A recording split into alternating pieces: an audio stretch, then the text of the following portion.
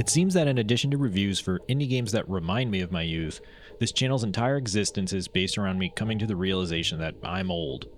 As of today, Monolith Productions' crowning achievement, F.E.A.R, is now 20 years old. It's hard for me to parse that I was playing this back during my last year of high school, but time has drifted forward and made me wearier as a result. Time has also destroyed Monolith and left us with a crater where its existence used to be. Time is a bitch. In the lead up to F.E.A.R's release, I was hyped more than I could ever remember. 2004 was a ridiculously good year for games, but 2005 was somehow surpassing every expectation teenage me had. Resident Evil 4 started things off great, and the end of the year would usher in the HD console era with the Xbox 360. In between all of that were classics such as Splinter Cell Chaos Theory, Guitar Hero, Civilization 4, and We Love Katamari. Maybe the games weren't as industry-defining as the prior year, but people still sing the praises of RE4 to this day. 2005 was legendary. Anyway, all of the promotional material for F.E.A.R led me to believe it would capture the kinetic essence of Hong Kong cinema that I had started to grow an appreciation for. That wasn't by accident either. In an interview with Eurogamer published around the game's release, director Craig Hubbard said, "We wanted movie reality, not evening news reality. Our primary aim was to make combat as intense as the tea house shootout at the beginning of John Woo's Hard Boiled. No FPS I've played ever gave me that sensation, so it seemed like a great opportunity." It was easy to see that goal just from casual footage of the game, where a single bullet would wreak havoc across the environment. Another clear inspiration for the team at Monolith was The Matrix. Around the turn of the century, The Matrix had become the biggest damn sci-fi action film ever thanks to its mixture of deep philosophy with Chinese martial arts. While the kung fu elements wouldn't make up a big part of F.E.A.R, the absolute madness that is the bank heist sequence is basically a common occurrence throughout the game's campaign. You'd think that type of carnage would wear thin by the time the credits roll, but Monolith knows how to properly pace a game. In addition to action films, Japanese horror movies made up the bulk of F.E.A.R's aesthetic. While there is clearly a link to standard US military clothing and equipment, one of the big hooks to F.E.A.R's identity is that it takes players on a psychological horror journey. As such, the game is dripping in the type of atmosphere that films like Ringu and Ju-On the Grudge have. A lot of that is contained in the same Eurogamer interview from before, but Monolith also spoke about it with Rock Paper Shotgun in 2013. Funnily enough, Hubbard told the outlet, "The thing about F.E.A.R is that we actually started on the project before The Ring came out in the US. We thought we were being really novel and doing something that would come out of left field, but by the time it released, because games take so long, that had already crested." Another part of the marketing for F.E.A.R was its advanced AI tactics. Using what Monolith called G.O.A.T, or Goal-Oriented Action Planning, enemies in F.E.A.R don't so much react to the player as have careful scripting to simulate actual intelligence. There's a good explanation in Civ 11's video on the game, but each enemy is given the goal of kill the player. If that goal can't be accomplished outright, the AI will turn its attention to something like find cover or provide support. They then pull from a set of steps to achieve that goal, and once achieved, the process restarts. Reportedly, there are 70 available goals with a combination of 120 actions that the AI can execute, which is really impressive for something designed so long ago. In a designer diary post on GameSpot in 2005, senior AI engineer Jeff Orkin stated, "As the goal of F.E.A.R is to maximize fun, a great deal of design effort is being taken to effectively match the NPC intelligence with the player's skill level. Our goal is to not have the players dominated by the AI, but we want them to learn to respect the AI so much that even the easy kills provide a sense of accomplishment." The development of this system is far more elaborate than I care to put into this video, but the end result is a game that still feels like battling against actual opponents rather than scripted characters. There are certainly limitations that can be exploited, but next to titles such as Half-Life or Halo Combat Evolved, F.E.A.R winds up feeling like the next evolution of what AI in games could achieve, and then was never really used again. All of that background wouldn't mean a lot if the gameplay in F.E.A.R wasn't sound. To that end, Monolith achieved what is still believed by many to be the peak of the FPS genre with regards to feel and gunplay. Due to that focus on particle effects in the environment and some rather resourceful AI, F.E.A.R makes every encounter unique. While the visuals are certainly dated now and a lot of the environments come off like barren hellscapes instead of lived-in places, the layouts are the exact type of thing you'd find in classic arena shooters. As such, there is never a moment where the combat becomes grating or repetitive because the AI is constantly pushed to explore new surroundings, much like the player. I usually bemoan limited enemy rosters or a plethora of hit-scanning enemies, but F.E.A.R makes it work with one key gameplay mechanic: bullet time.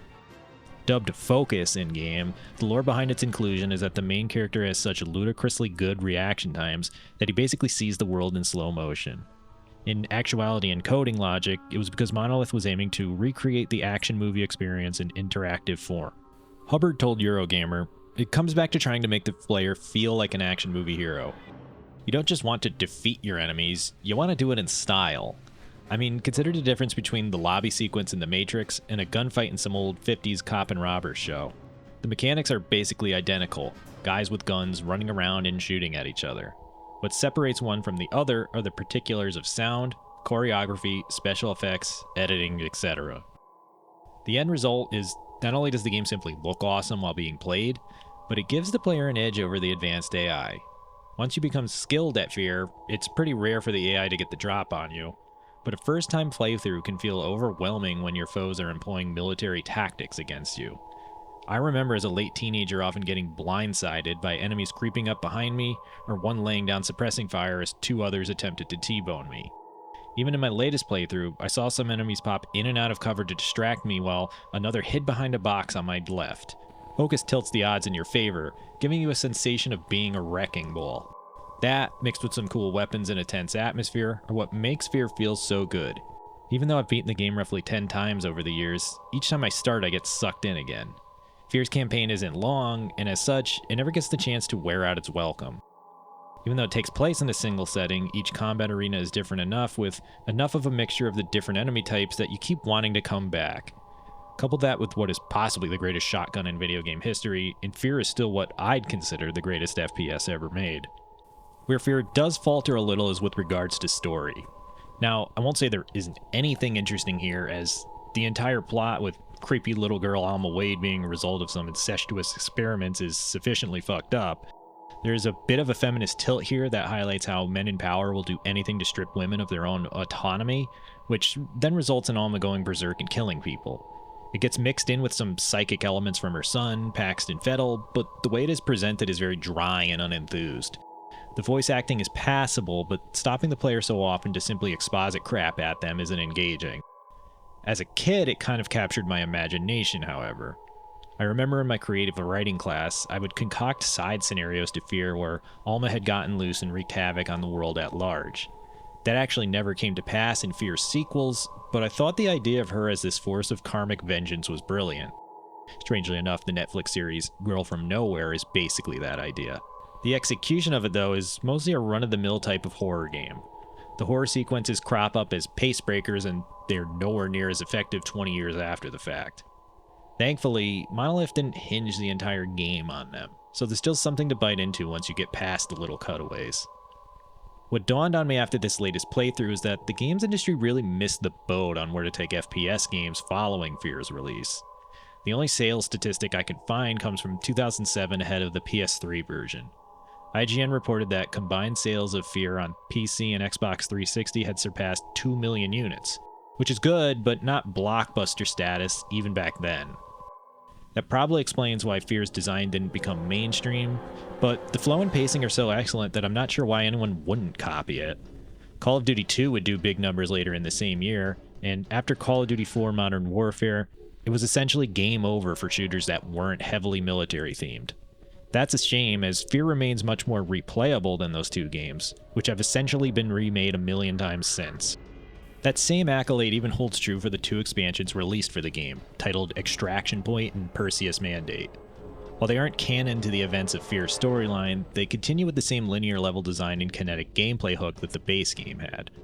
The first is a simple extraction story where the main character attempts to flee the city in the aftermath of the game's ending. The second is akin to Half-Life Opposing Force, as it takes place from the perspective of a secondary F.E.A.R team that runs concurrent to the events of the main game. Neither game matches the heights of the original with regard to set pieces, but Extraction Point is a welcome step up in difficulty that really pushes the AI to the extreme. Perseus Mandate, though, is fine, and it mostly gets by because it includes challenge maps after you finish its brief campaign. Its additional weapons kind of misunderstand what makes F.E.A.R fun, but then I appreciate developer Timegate Studios trying to mix things up. The level design, however, goes for much bigger arenas that reveals a ton of faults with the careful AI Monolith crafted. F.E.A.R's enemies work when they have to navigate tight corridors with lots of obstacles, not when they are in massive parking structures or strangely barren oil refineries.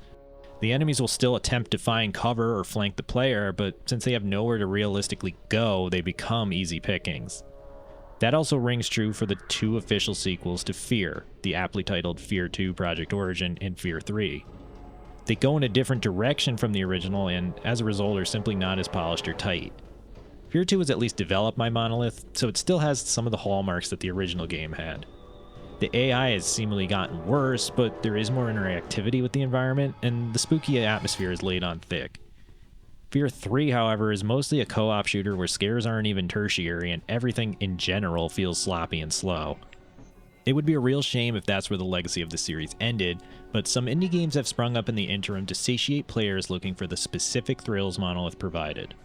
2023's Trepang 2 mostly feels like F.E.A.R in its opening levels, and while the campaign does eventually become repetitive, not to mention a bit batshit, there's a good few hours where you get the feeling developer Trepang Studios understood the assignment. GZ Doom hit Sulaco is also another fine example of copying Monolith's blueprint, injecting F.E.A.R-like gunplay and aesthetics into a retro format that is honestly pretty mind-blowing. Sadly, any chance of a modern revival for Monolith is gone, as the studio was unceremoniously shut down by WB Games in February of 2025. In a statement to Kotaku, WB said, "After careful consideration, we are closing 3 of our development studios, Monolith Productions, Player First Games, and Warner Bros. Games San Diego. This is a strategic change in direction and not a reflection of those teams or the talent that consists within them."